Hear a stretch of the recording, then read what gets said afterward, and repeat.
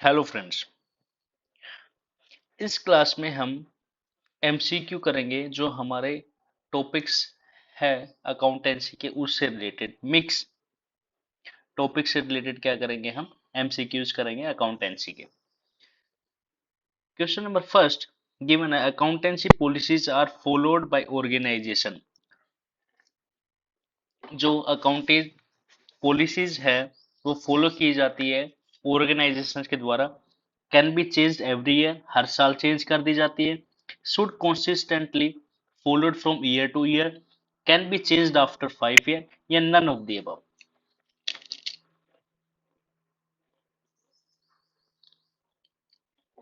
तो इसका आंसर क्या होगा? Should be consistently followed from year to year. तो ये कौन से कंसेप्ट के अकॉर्डिंग जो हमने एक बार पॉलिसीज को फॉलो कर लिया, हर साल वही पॉलिसी फॉलो करते हैं, तो ये कौन सा प्रिंसिपल बताता है, इसका आप कमेंट में करके बताओगे। When a change in accounting policy is justified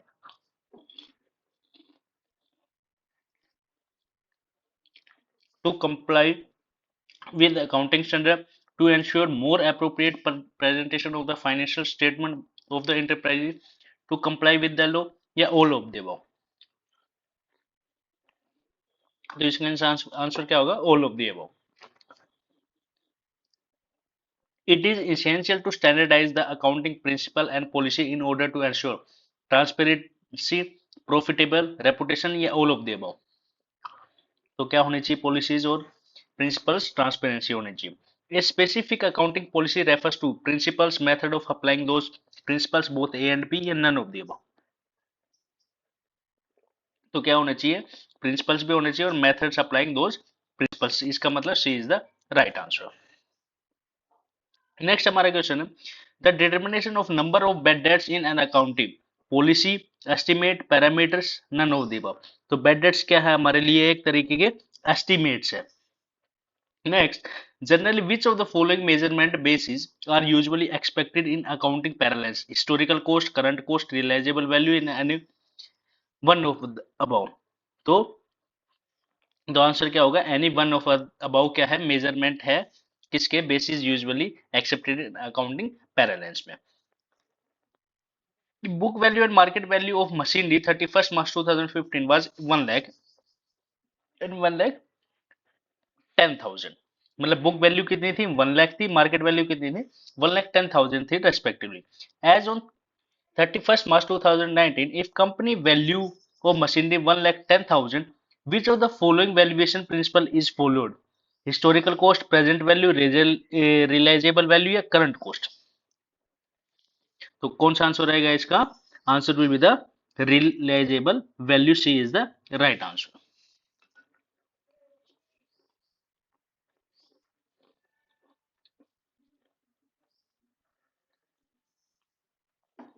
next question क्या दिया?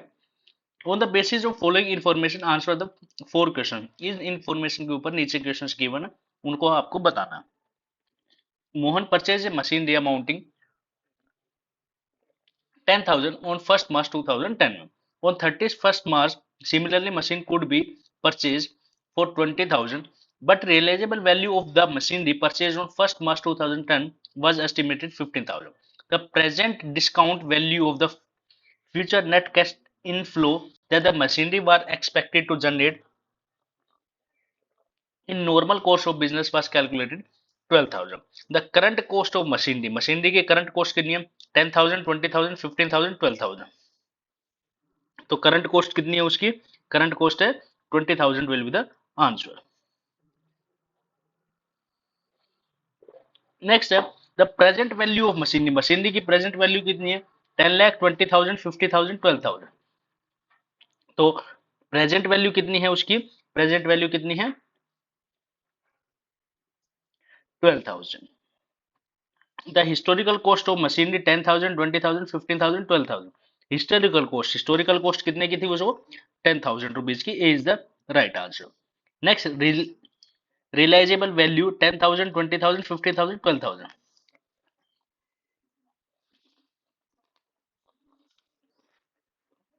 कितने की थी? 50,000। तो 50,000 is the realisable value. C is the right answer.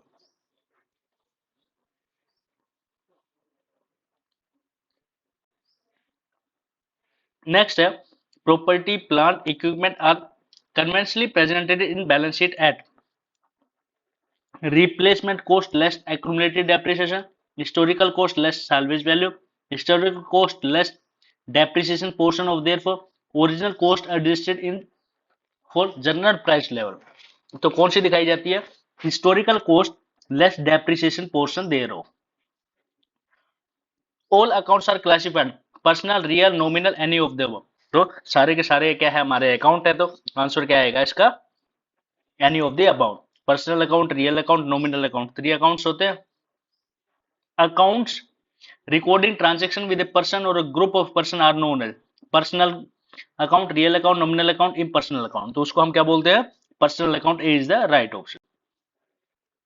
Personal accounts are there following types: natural, real, representative, artificial, legal, nominal, natural, artificial, representative, any of the above. तो answer क्या होगा इसका 50 का? नेचुरल है, आर्टिफिशियल है और representative है, तो C is the right answer. In account recording transaction with an individual human being shift termed as artificial or legal personal account, natural personal account, representative personal account and any one of them। तो वो हमारे लिए क्या बन जाएगा? वो बन जाएगा natural personal account. B is the right option. Account relating to properties और assets are known as real account बोलते हैं, personal account, nominal account, none of their. तो उसको क्या बोलते हैं? प्रॉपर्टीज और एसेट्स से रिलेटेड अकाउंट को हम क्या बोलते हैं? Real account. तो A is the right answer. An account recording financial transaction with artificial person created by law and otherwise are termed as artificial or legal person, natural personal account, representative personal account, any one of them। तो उनको हम क्या बोलते हैं? उनको बोलते हैं हम आर्टिफिशियल और legal personal account. A is the right option. Real account can be further classified into tangible, intangible, A and B, none of the. तो रियल अकाउंट कौन से होते हैं? बोथ टेंजिबल और इनटेंजिबल। तो C is the right answer. Next है accounts that represent a certain person और a group of person are termed as artificial legal personal account, natural personal account, representative personal account, any one of them. तो वो उनको क्या बोलते हैं हम? Representative personal account. C is the right option. Next देखो, the process of balancing of account involves equalisation of both side of accounts. If the debit side of an account exceeds the credit side, the difference is put on the credit side. Thus, this set balance, a debit balance, credit balance, expenditure of an assets and income or liability, select correct answer from only second, only fourth, A and B और second और third। तो उनको हम क्या बोलते हैं? both A and third अब उसको या तो हम क्या बोलेंगे? डेबिट बैलेंस बोलेंगे या एन एक्सपेंडिचर या और एसेट्स बोलेंगे।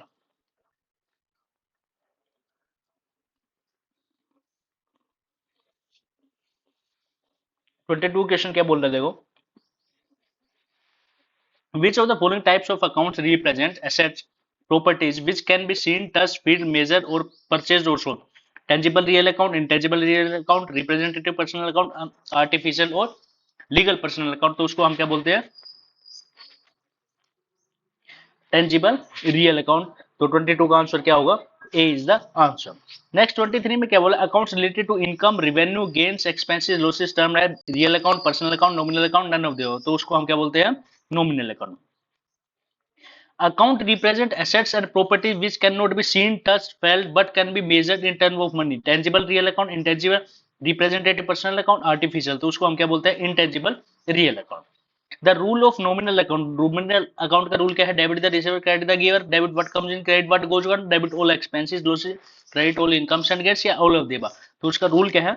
Debit all expenses and losses, credit all income and gains। C is the right option। Current assets, current liability हमारी क्या होती है? Working capital, capital, debtor, owners equity. तो उसको हम क्या बोलते हैं? Working capital. क्या बोलते हैं उसको हम? Working capital. A is the right answer. On 1st January 2019, CNSZ paid rent 25,000 for the Zed's professional academy. This is can be classified as an event, transaction as well as event, neither transaction nor event। Paid rent paid किया है 25,000 किसको? For Z professional academy को। This is the gold B. इसको हम क्या बोलेंगे? Event, transaction transaction as well as event, ये neither event और ट्रांजेक्शन, तो इसको हम क्या बोलेंगे, event.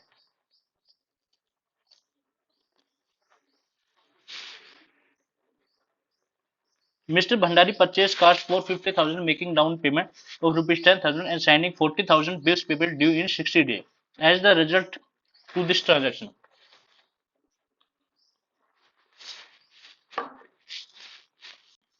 total assets are increased by 50,000, total liabilities are increased by 40,000, total assets increased by 40,000, total assets increased by 40,000 with the corresponding increased liability of 40,000. तो इसका answer क्या आएगा, टोटल एसेट्स इंक्रीज हुए 40,000 का with correspondence increase in liability, liability भी increase हुई है उसके साथ।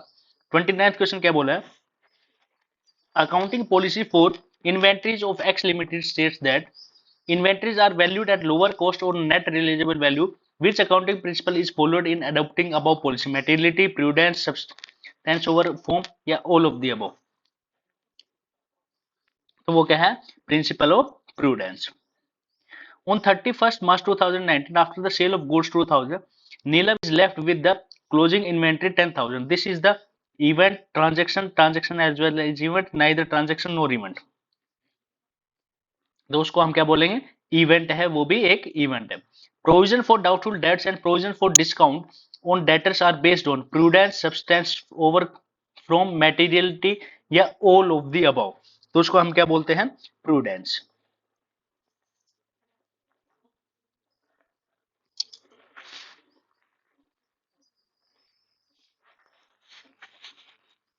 Purpose of an accounting system include following action, किसको छोड़ करके,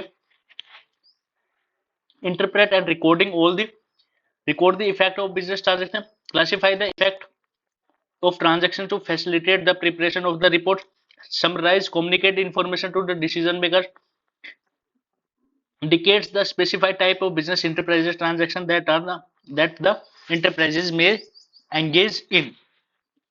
तो क्या आएगा, indicates the specified type of business enterprises transaction that enterprises may engage in. The accounting cycle या accounting process include journalizing, summarizing, posting the ledgers, recording, final accounts, classifying, find the correct match. A का किसके साथ होगा, X के साथ, B का किसके साथ होगा, Y के साथ, C का all X, Y, Z, या none of the above.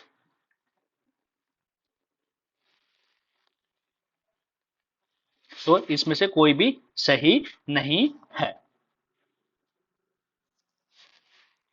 Next है including identify, recording, classify, summarizing the transaction, accounting, posting, accounting cycle, tally of account, या all of the above. तो इसको हम क्या बोलते हैं, अकाउंटिंग साइकिल। अकाउंटिंग साइकिल क्या बोलते हैं, आइडेंटिफाई करना, रिकॉर्ड करना, क्लासिफाई करना, समराइजिंग द ट्रांजेक्शन। 35 क्या बोल रहा है, in which order accounting transaction and events are recorded in the books, is journal, subsidiary book, ledger, trial balance. Ledger, journal, ledger, trial balance, subsidiary books, ledger, trial balance, journal, profit and loss account, ledger, balance sheet. तो सबसे पहले हम journal में लिखते हैं, फिर subsidiary books में, फिर लेजर में, फिर ट्रायल बैलेंस पे। तो 35 का आंसर क्या होगा, A is the right answer. 36 में journal is a book where in which every transaction is recorded before the being posted into ledger, primary book, secondary book, third entry book, none of the above. तो journal हमारी क्या है, primary entry book है, A is the right option. 37th क्या बोला है, it is a book in which all the business transactions are originally recorded in chronological order from which they are posted to the ledger account at a convenient time. तो उसको हम क्या बोलते हैं, ledger, journal, purchase return book, sales return book. तो उसको हम क्या बोलते हैं, जर्नल। तो आंसर क्या आएगा हमारा, जर्नल से हमारा क्या किया जाता है, लेजर में पोस्टिंग की जाती है। Journal has dash column, 4 column, 5 column, 3 column, 6 column. तो जर्नल के कितने कॉलम होते हैं, जर्नल के 5 कॉलम।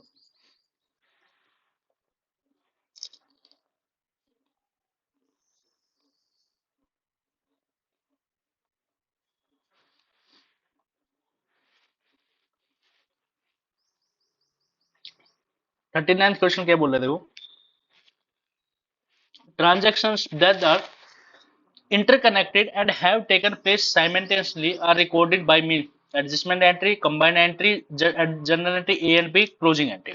तो उसको हम क्या बोलते हैं, उसको हम क्या बोलते हैं, combined journal entry. 14th question क्या बोला, dash is the principal book of accounts where similar transactions related to persons property और रेवेन्यू और expenses are recorded, ledger, journal, purchase return book, sales return book. तो उसको हम क्या बोलते हैं, लेजर। उसको हम क्या बोलते हैं, laser. Ledger is the dash book of accounts where similar transaction related to particular person or property revenue expenses are recorded. Principal book, primary entry book, third entry book, none of them. तो उसको हम क्या बोलते हैं, principal book भी बोलते हैं। Dash book of accounts in which all the types of accounts related to assets, liability, capital expenditure and revenue are maintained. Ledger, journal, primary entry book, none of the above. तो उसको हम क्या बोलते हैं, क्या बोलते हैं उसको, उसको बोलते हैं हम जर्नल। 43 में बोला the process of recording the transaction in journal is term as balancing, posting, journalizing, none of the. Posting of recording the transaction in the journal, तो उसको हम क्या बोलते हैं, जर्नलाइजिंग। क्या बोलते हैं उसको हम, जर्नलाइजिंग। तो जर्नलाइजिंग का मतलब क्या होता है कि ट्रांजेक्शंस को रिकॉर्ड करना कहाँ पे, जर्नल में। उस प्रोसेस को हम क्या बोलते हैं, journalising.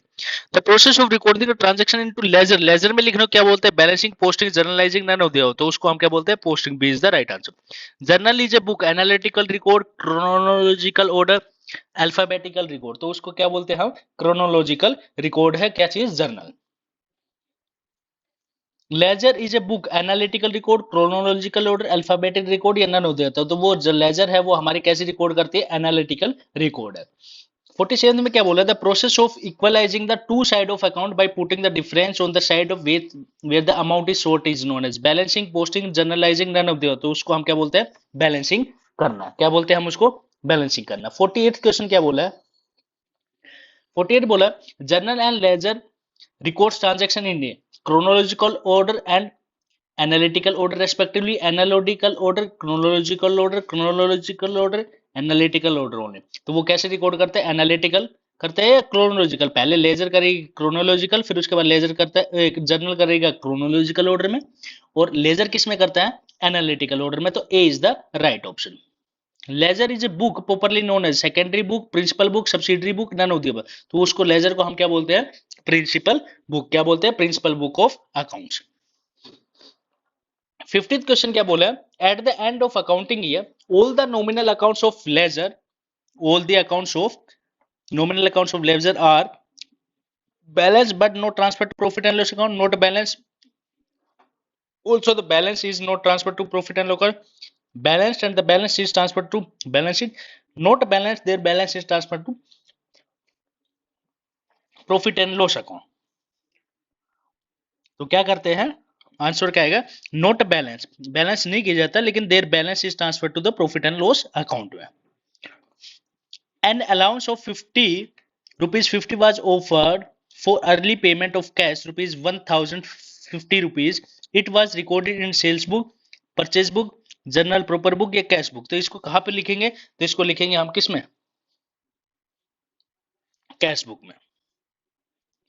A second hand motor car were purchased on credit from B and company rupees 10,000, it will be recorded in journal, proper, cash book, purchase book, sales book. तो इसको हम कहां पे लिखेंगे, इसको हम कहां लिखेंगे, जर्नल प्रॉपर में, जर्नल, जर्नल में। तो A is the right option.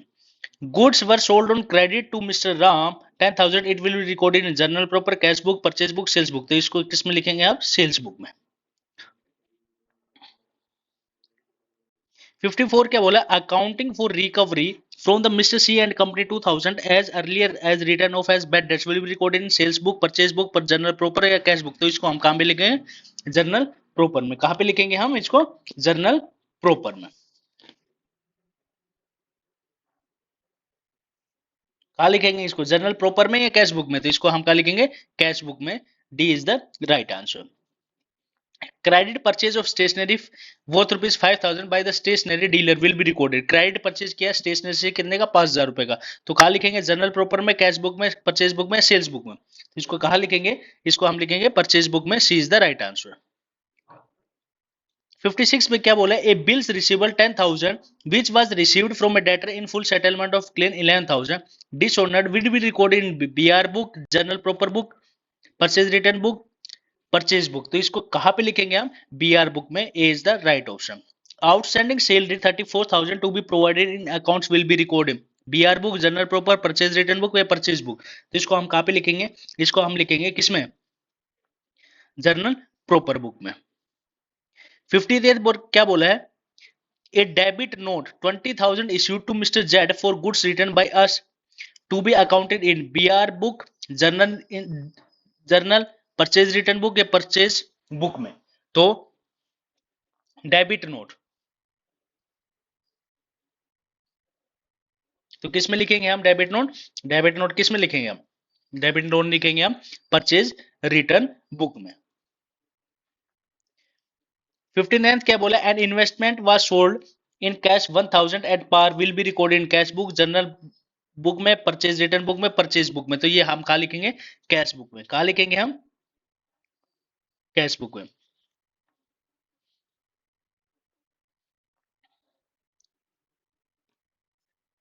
N investment was sold on credit 1 lakh at the part will be recorded, लेकिन अब उधार बेचा है तो कहा लिखेंगे? कैश बुक में, जर्नल प्रॉपर में, परचेज रिटर्न बुक में, परचेज में। तो ये कहा लिखेंगे हम? जर्नल जर्नल में लिखेंगे। नेक्स्ट 61 क्या बोला? Salary paid in cash 50,000 will be recorded in journal proper, cash book, purchase return book, purchase book. तो ये कहा लिखेंगे? कैश बुक में। नेक्स्ट क्या बोला? NSZ Limited makes a payment to the sundry creditors through the check and the cash discount received on this payment is recorded in the triple column cash book. In the event of dishonor of any such checks, the discount so received should be written back through a debit to the discount column of cash book, a credit the discount column of cash book, a credit of bank column of the cash book, a debit discount account through the journal proper, a creditor account through the journal proper. तो कौन सा होगा? Select answer सही करना है इसमें। Only 1, only 2, only first and third, only fourth and fifth. कौन सा होगा इसमें से? तो इसमें से क्या क्या होगा? Both fourth and fifth. क्या है both fourth and fifth? A debit discount account will through the journal account, a credit to creditor account through the journal proper book. Which of the following statement is correct? इसमें से कौन सी statement सही है? The trial balance is prepared after the preparing of profit and loss account. The trial balance shows the only balance of assets and liability. The trial balance shows the only nominal account balance. The trial balance show has no statutory importance from the point of view of law. तो इसका मतलब जो trial balance है इसमें से कौन सा सही है? तो ट्रायल बैलेंस क्या है? जो ट्रायल बैलेंस है has no statutory importance from the point of view of law. Law के नजरिए से ट्रायल बैलेंस की कोई अहमियत नहीं है, कोई इंपोर्टेंस नहीं है। Is that expenditure that results in acquisition of an assets which results in increase in earning capacity of business, उसको हम क्या बोलते हैं? Capital expenditure, revenue expenditure, deferred revenue expenditure या नन ऑफ द अबव। तो उसको हम क्या बोलते हैं? Capital expenditure. नेक्स्ट हमारा है expenses whose benefit expire within the year of expenditure and the which are incurred to maintain earning capacity of existing assets term as capital expenditure, revenue expenditure, deferred revenue expenditure and none of the above। तो उसको हम क्या बोलते हैं? तो उसको बोलते हैं हम revenue expenditure। 66 क्या बोला? There are certain expenses that may be in nature of revenue but their benefit may not consumed in the year in which such expenditure has been incurred, rather the benefit may extend over a number of years as term. Capital expenditure, revenue expenditure, deferred revenue expenditure या none of the above. तो उसको हम क्या बोलते हैं? उसको हम क्या बोलते हैं? Deferred revenue expenditure. मतलब खर्चा एक बार कर दिया लेकिन उसका बेनिफिट हमें बहुत सालों तक मिलता रहता है, उसको हम क्या बोलते हैं? Deferred revenue expenditure.